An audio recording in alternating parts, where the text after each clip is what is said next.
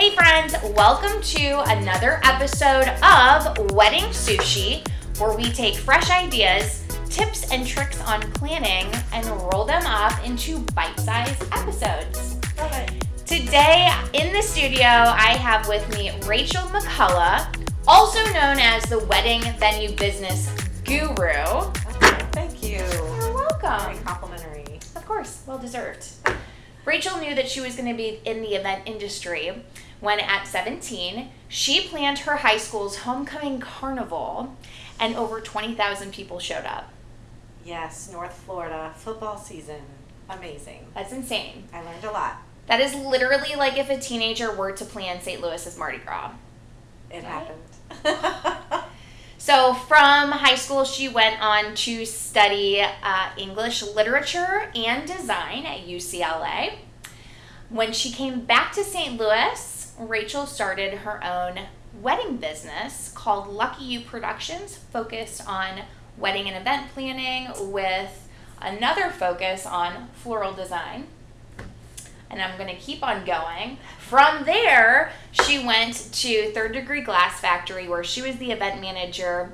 And within her 7 years of being there, she tripled the number of events that were hosted at Third Degree. Yes, a lot of work, but so fun. I mean, that's insanely impressive. Thank you. You're welcome. I'm very proud of you. And then from there, her latest and greatest venture is being the event manager at the hottest new concert venue in St. Louis, The Factory in Chesterfield. Yes, great new venue, built from the ground up. First venue, brand new, from the ground up in 25 years in St. Insane. Louis. So everything is nice and new. Yes, very new, very beautiful. Wonderfully beautiful. They brought in some, well, I don't need to tell you this, but I'm, a big dork about art. Yes. Art's like one of my things. And one of my favorite things about the factory is they have all these beautiful installations that were brought in and murals that were created for the space, or murals that were painted in there. Yes, we have murals by local artists. We have artwork almost on every wall. It was definitely thought out.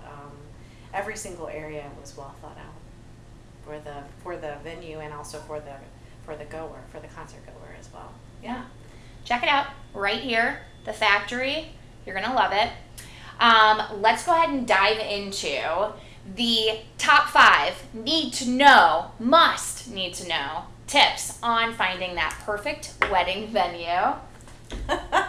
So with Rachel being the go-to venue guru, tell us, what are those 5 things that our engaged couples need to know?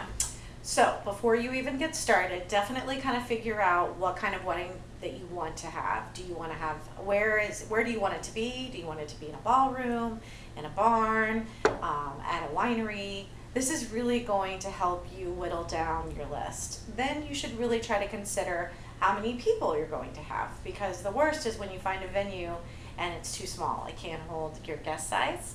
So really figure out what kind of location and also how many people you want to have, and this will help you whittle down that list, and then you can get started. Yeah. So when you're surfing the web or you're at theknot.com, weddingwire.com, little plug, you can look at the different venues, you can check out their styles, and it also should have the number of guests that they can accommodate. Yes, they definitely do. So after you figure that out, then you should jump right into budget.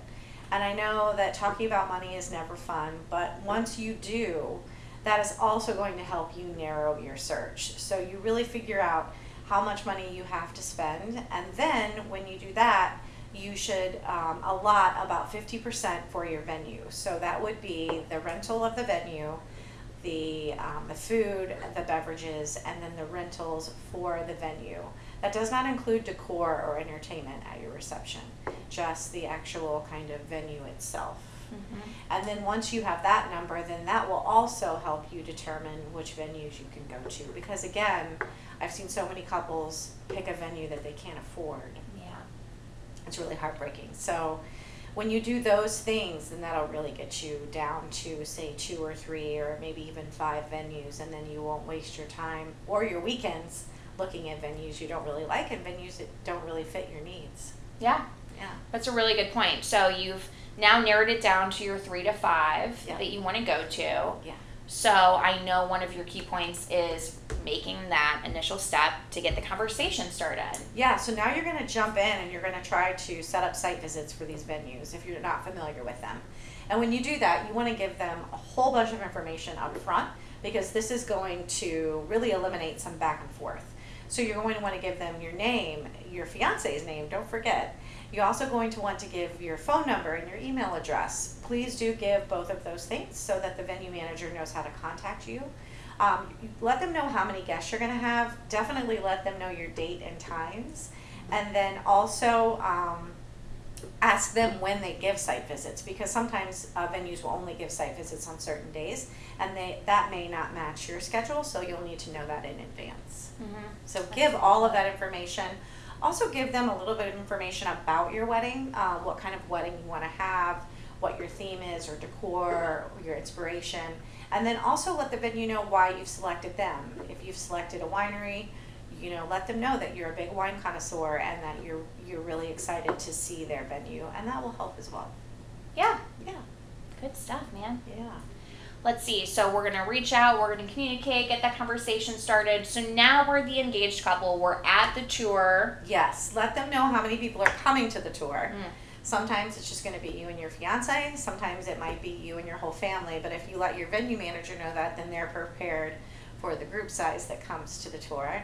And then when you get there, make sure that you take notes, make sure you have a notebook and a pen, or if you don't want to, make your bridesmaid do it. But make sure that you take notes at the tour, because you will forget certain things, and if you write it down, it'll help you in the end. Yeah.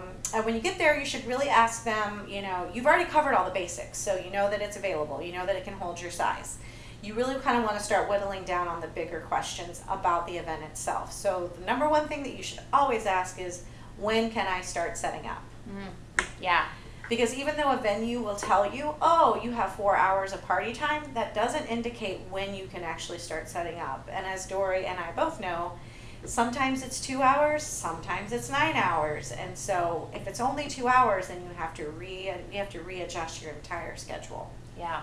It's pretty bad. It gets a little sticky. There's a lot of venues that are still open to the public. So if it's a winery, if it's a gallery, if it's a museum, they're open to the public, so you can't have vendors setting up until a certain time, and a lot of times that's 5 o'clock closing time. So if a wedding's starting at 6, that's tough. So it's tough on you, and it's tough on your guests too, because your guests are arriving at 5:30 and your DJ is still setting up and your flowers are being placed on the tables. So you really want to ask that question up front. The other question you definitely want to ask is, what is allowed in the venue? What type of decor?